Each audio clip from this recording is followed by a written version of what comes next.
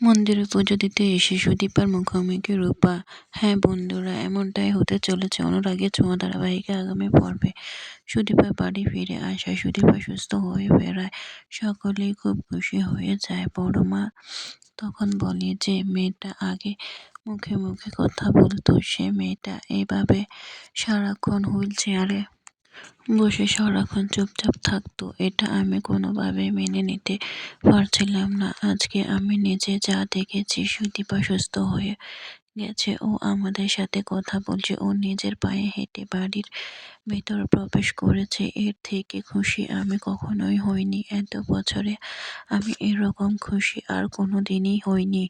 আজকে তোমরা সবাই এভাবে এক হয়ে আছো, এটা দেখতে পেরে আমি খুব খুশি হয়েছি। তবে তোমরা যেহেতু ভালোভাবে বাড়িতে ফিরে এসেছো, সমস্ত বিপদ কেটে গেছে, তাহলে এবার আমি একটা পুজো দিতে চাই। এতে করে সকলেই রাজি হয়ে যায়, সকলেই সম্মতি জানায়, সকলে মিলেই পুজো দিবে।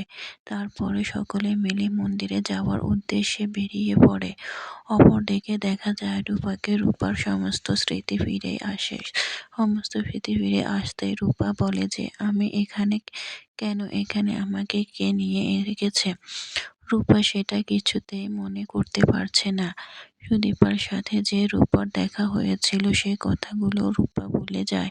পরে ওই আশ্রমের মেস তাকে সমস্তটা বলে দেয় যে তার সমস্ত কিছু মনে পড়ে গেছে, যে সে তার পরিবারের কাছে ফিরে যেতে চায়।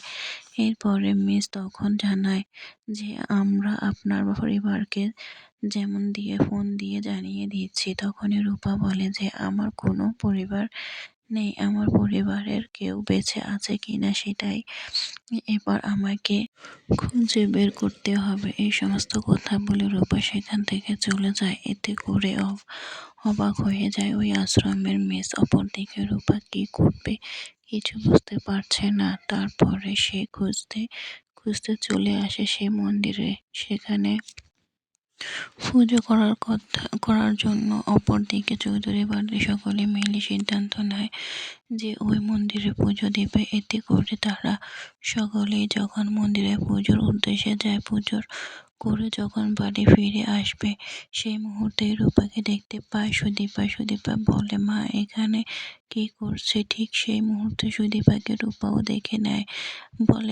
রূপা বলে যে মা এখানে কিভাবে আসলো।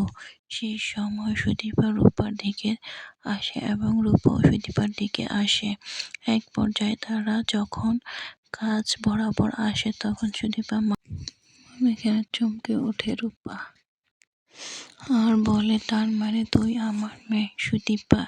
এই বলে সুদীপাকে জড়িয়ে ধরে আর বলে যে তুই ফিরে এসেছিস, আমি তোকে কত খুঁজেছি কিন্তু কোথাও তোকে খুঁজে পাইনি। এতে করে সকলে অবাক হয়ে যায়, কিছুই বুঝতে পারছি না হঠাৎ করে উনি সুদীপাকে কেন মেয়ে বলে ডাকছে। তখন সুদীপা বলে তুমি আমাদেরকে চিনতে পারছো না। তখন রূপা বলে যে হ্যাঁ আমি তোকে চিনতে পেরেছি, তুই একদম তোর দিদার মতোই হয়েছিস। এই কথা শুনে সবাই অবাক হয়ে যায় আর বলে বড়মা ভাবে যে ইনি তাহলে সুদীপার আসল মা। আমাকে সবাইকে জানাতে হবে। আর ওই দিব্যা সেনগুপ্তই হলো তার আসল দিদা। অবশেষে মন্দিরে পুজো দিতে সেই রূপা মুখোমুখি হয় সুদীপা। হ্যাঁ বন্ধুরা, অনুরাগের ছোঁয়া ধারাবাহিকে আমরা যদি আগামী পর্বে এটাই দেখতে পাই তাহলে কেমন হবে কমেন্টে জানাতে ভুলবেন না।